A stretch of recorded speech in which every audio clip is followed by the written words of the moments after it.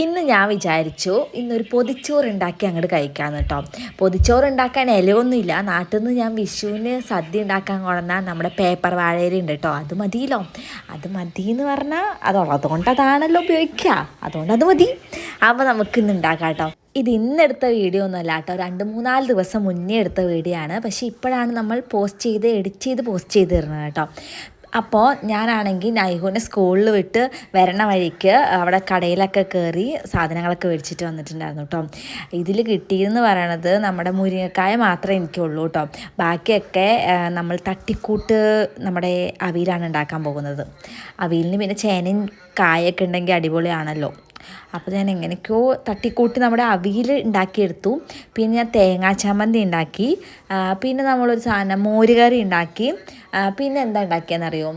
എന്താ ഉണ്ടാക്കിയെന്ന് ഞാൻ ആലോചിക്കാം. മീൻ കേട്ടോ. ഉണക്ക മാന്തൾ വറുത്തതും ഉണ്ടാക്കി കേട്ടോ. പിന്നെ അങ്ങോട്ട് ഒരു പപ്പടം കാച്ചി, മുളക് വറുത്തു, പിന്നെ പാവയ്ക്ക കൊണ്ടായിട്ടുണ്ടായിരുന്നു, അതും വറുത്തു.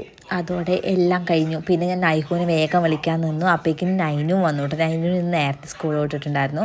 അങ്ങനെ ഞങ്ങൾ എല്ലാവരും കൂടി 3 പൊതിച്ചോറ് അങ്ങനെ ഉണ്ടാക്കിയിട്ട് ഉമേഷ് വന്നിട്ടുണ്ടായിരുന്നില്ല ഊണ് കഴിക്കാൻ. ഉമേഷ് ഉച്ചയ്ക്ക് എപ്പോഴും വരലേ ഇല്ല കേട്ടോ ഊണ് കഴിക്കാൻ. അതുകൊണ്ട് ഞങ്ങൾ 3 പേര് ഇന്ന് കഴിച്ചു. അങ്ങനെ കഴിച്ചു. ശരിക്കും പറഞ്ഞാൽ മറ്റേ വാഴയിൽ കഴിക്കുമ്പോഴാട്ടോ കുറച്ച് ടേസ്റ്റ് കൂടുതൽ. സാരമില്ല, ഉള്ളത് കൊണ്ട് ഓണം പോലെയാണെന്നാണല്ലോ. അങ്ങനെ എല്ലാവരും കൂടി കഴിച്ച് ആ പരിപാടി അങ്ങോട്ട് കഴിഞ്ഞു. അത്രേ ഉള്ളൂ. അപ്പോൾ ശരി, ടാറ്റ, ബൈ ബൈ.